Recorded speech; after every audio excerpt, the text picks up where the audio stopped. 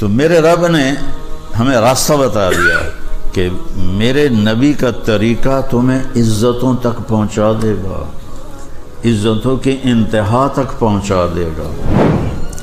عزت آسمان سے آتی ہے اور وہ آتی ہے محمد مصطفیٰ صلی اللہ تعالی علیہ وسلم کے طریقے سے، ان کے راستے پر، ان کی راہوں پر چل کے میرا مالک یہ عزت دیتا ہے۔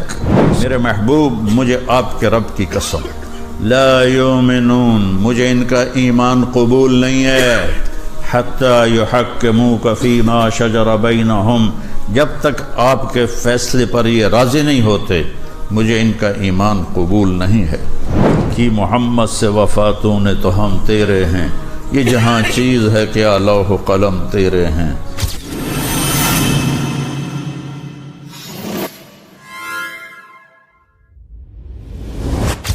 دنیا میں ہر انسان عزت کی زندگی گزارنا چاہتا ہے، یہ اس کی نیچر ہے، فطرت ہے، اور ذلت کو برداشت نہیں کرتا۔ عزت اس کی ڈیمانڈ ہے، شریعت کے اندر ہو تو یہ اس کا حق ہے، شریعت سے باہر ہو جائے اور وہ تکبر چاہنے لگے، اوروں کو ذلیل کرے اپنے آپ کو بڑا بنانے کے لیے، تو یہ اس کا جرم ہے۔ تو آج کے دور میں ہمارا علم غلط ہو گیا ہے، ہم ساری عزت پیسے میں سمجھ رہے ہیں، پیسہ ہوگا تو بڑی عزت ہوگی، پیسہ نہیں ہوگا تو تمہیں کون پوچھے گا، پیسہ نہیں ہوگا تو تمہیں کوئی جوتے پہ نہیں لکھے گا، پیسہ نہیں ہوگا تو تمہارے بچوں کے رشتے نہیں ہوں گے، اچھا گھر نہیں ہوگا تو رشتے کے لیے کون آئے گا۔ یہ علم غلط ہو گیا، بالکل ٹوٹلی غلط ہو گیا۔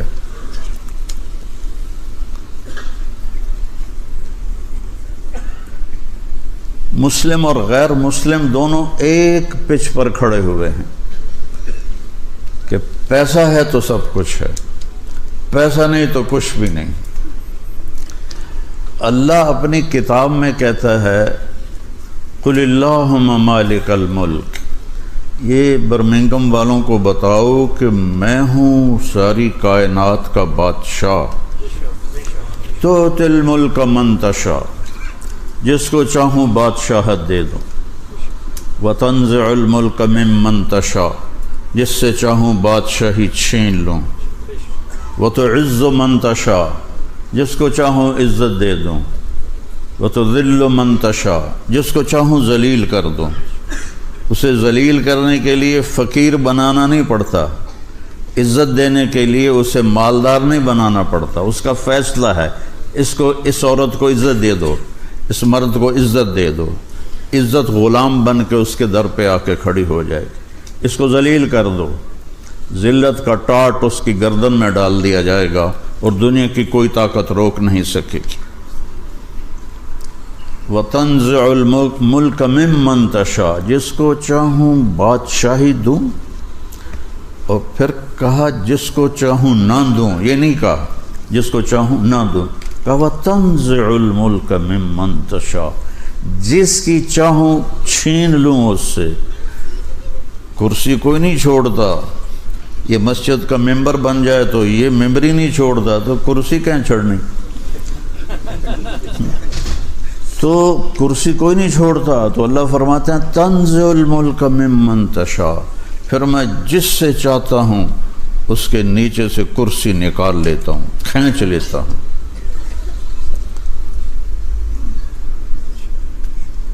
تو ساری کائنات پر اللہ بادشاہ ہے۔ ان الحکم الا للہ، صرف اللہ کی حکومت ہے اس کائنات میں۔ کب سے ہے؟ للہ الامر من قبل ومن بعد، جب کچھ بھی نہیں تھا تو اللہ کی حکومت تھی، جب کچھ نہ رہے گا تو اللہ کی حکومت رہے گی۔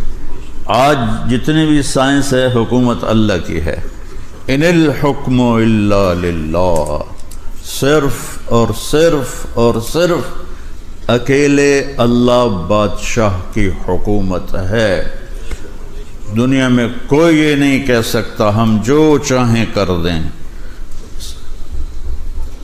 پیشاب روک کے دکھا دو، جو چاہیں کر دیں، ڈاریا لگاؤ ذرا روک کے بھی کھا دو، انشاءاللہ پتلون ساری توڑی بھر جائے گی۔ ایک اللہ ہے، یفعل اللہ ما یشاء، جو تیرا رب چاہتا ہے وہ ہوتا ہے۔ وما تشاءون الا ان یشاء اللہ رب العالمین، یہاں وہ ہوتا ہے جو تیرا اللہ چاہتا ہے۔ ان القوۃ للہ جمیعا، ساری طاقت اللہ کے ہاتھ میں ہے، ساری حکومت اللہ کے ہاتھ میں ہے، ساری زمینوں پر آسمانوں پر اللہ کا قبضہ ہے۔ یمسک السماوات والارض ان تزولا، زمین آسمان کو روکا ہوا ہے اللہ تعالیٰ نے، اگر اللہ تعالیٰ کی نظر ہٹ جائے تو یہ آپس میں ٹکرا کے تباہ و برباد ہو جائیں۔ الشمس تجری لمستقر لہا، سورج کو چلایا ہوا ہے، باندھا ہوا ہے اللہ تعالیٰ نے، 12 لاکھ گنا زمین سے بڑا ہے سورج، 12 لاکھ گنا بڑا ہے زمین سے سورج، اور گیسز ہیں، کوئی ٹھوس چیز نہیں، گیسز ہیں، اور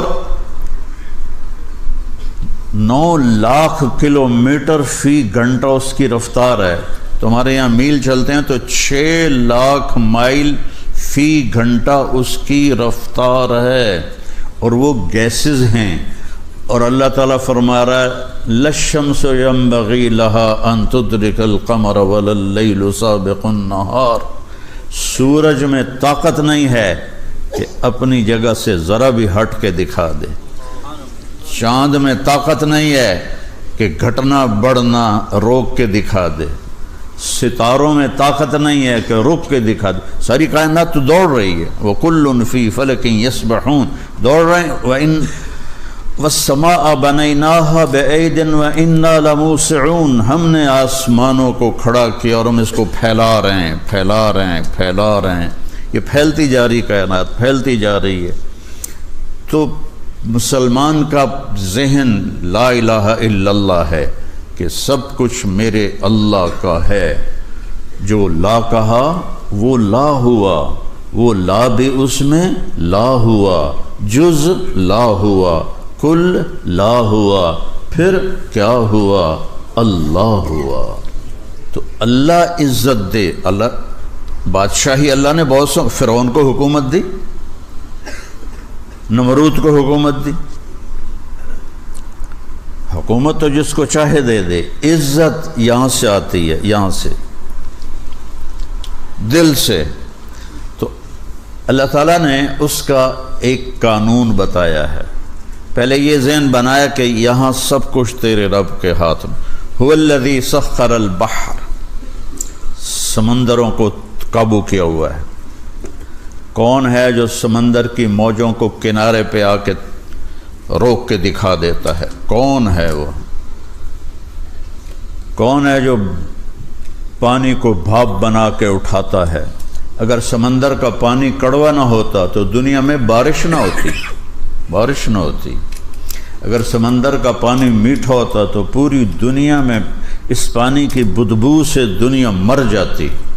تم تو ویسے ہی چاروں طرف سمندر میں ہو، تمہیں تو پہلے ہلے چوس لے جانا ہے۔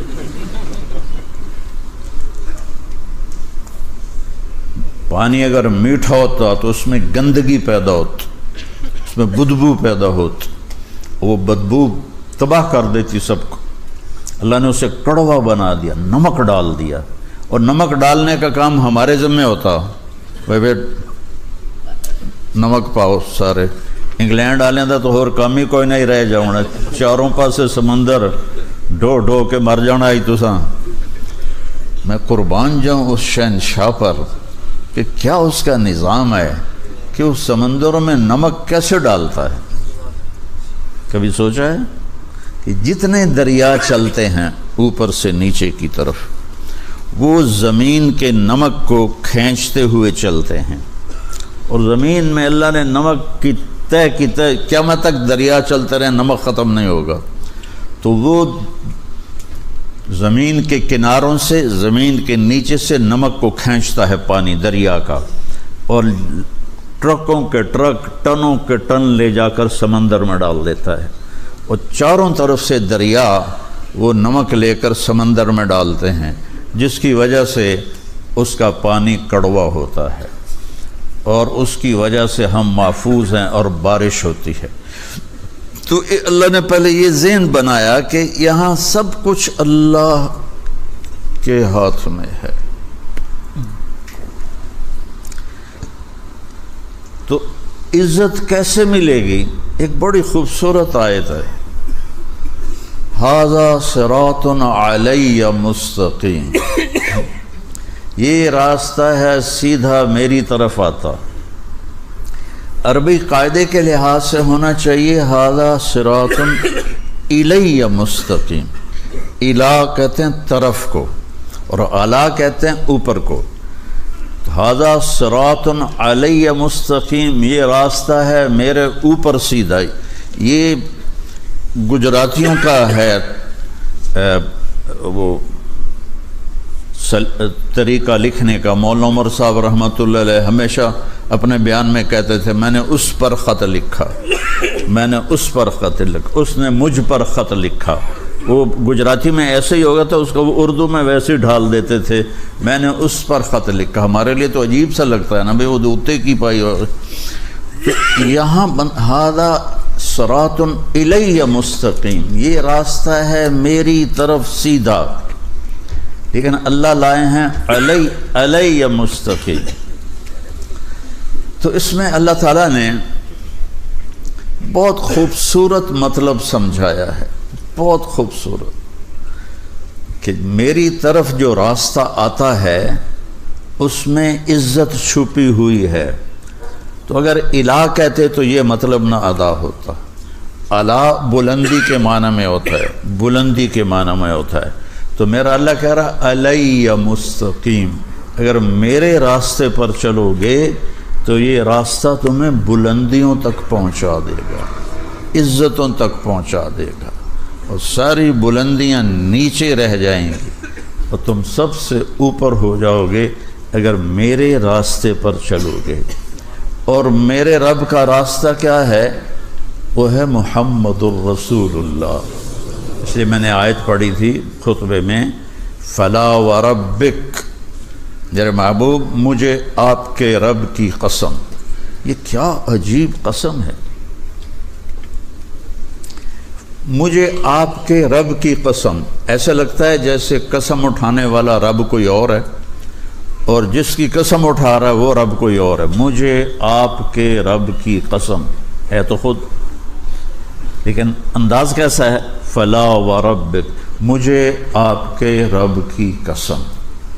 یہ عربی زبان میں یہ انداز وہاں اختیار کیا جاتا ہے جہاں بہت زیادہ محبت بتانی ہو، تو وہاں یہ طریقہ ہے۔ ہماری اردو میں اس یہ محاورہ نہیں ہے،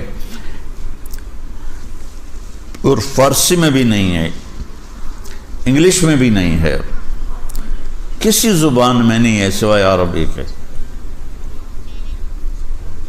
تو میرا رب کہہ رہا ہے فلا وربک، مجھے آپ کے رب کی قسم، کہ قسم اٹھانے والا خود ہو اور اس سے کہہ رہا ہو گل محمد مجھے آپ کے رب کی قسم۔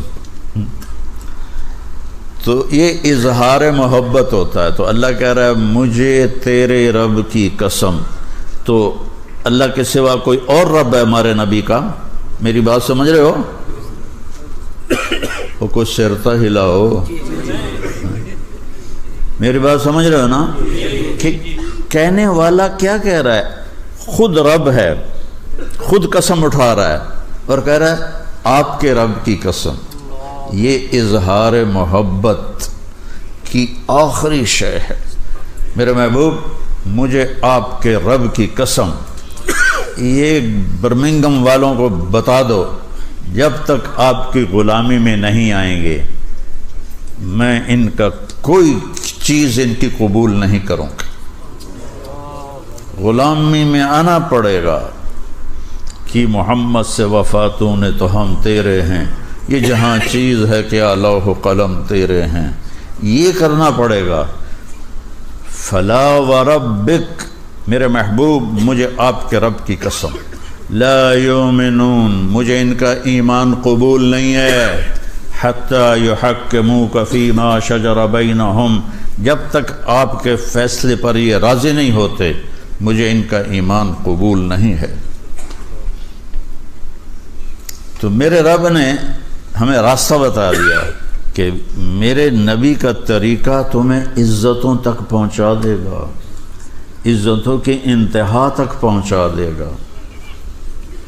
حضرت سفینہ رضی اللہ تعالیٰ عنہ ایک صحابی ہیں، جنگ میں قید ہو گئے روم کی، تو ایک رات موقع پا کے نکلے اور بھاگے، آگے دریا تھا، دریا پار کیا، اب آگے پتہ نہیں جانا کدھر ہے، سامنے شیر آ گیا، شیر نے تھوڑی اپنی آواز نکالی، دھاڑا، تو وہ کہتے ہیں ایھا الاسد، اب تو کہو گے کہ مولوی صاحب پتہ نہیں کی گلاں کیتی جاندا ہے، یہ ہوا ہے، اے موبائل نہیں توڑا گلاں کردا، کبھی کسی نے سوچا تھا 30 سال پہلے؟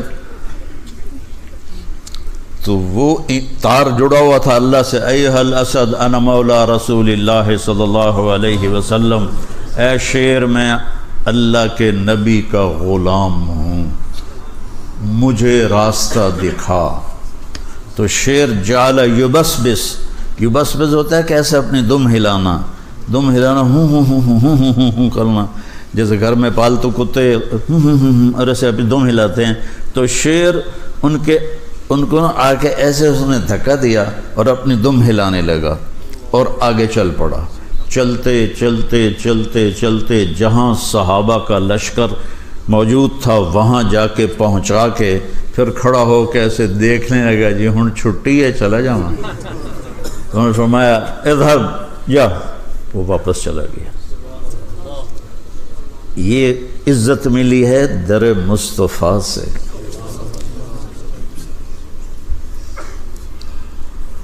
سمندر کے کنارے پہنچے، آگے دشمن ہے جزیرے میں،